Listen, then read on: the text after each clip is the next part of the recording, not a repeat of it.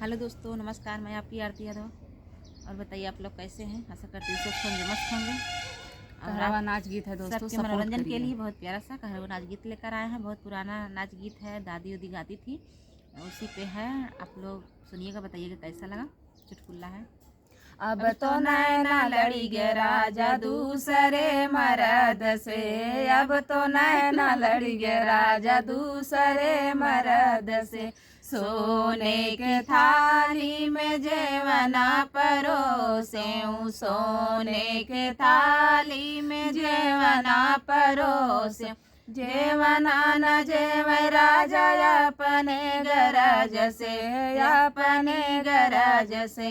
अब तो नैना लड़ी गे राजा दूसरे मर्द से, अब तो नैना लड़ी गे राजा दूसरे मर्द से। झझरे गेड़ुआ गंगा जल पानी, झझरे गेड़ुआ गंगा जल पानी।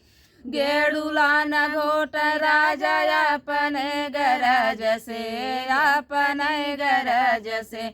अब तो नैना लड़ी गे राजा दूसरे मर्द से, अब तो नैना लड़ी गे राजा दूसरे मर्द से। दूसरे मर्द से हो, दूसरे मर्द से।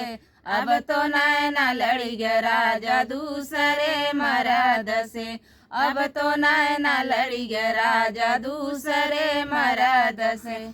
सोने के थाली में बीरवा सजाए, सोने के थाली में बीरवा सजाए। बीरवा न कुछ राजा अपने गरज से, अपने गरज से।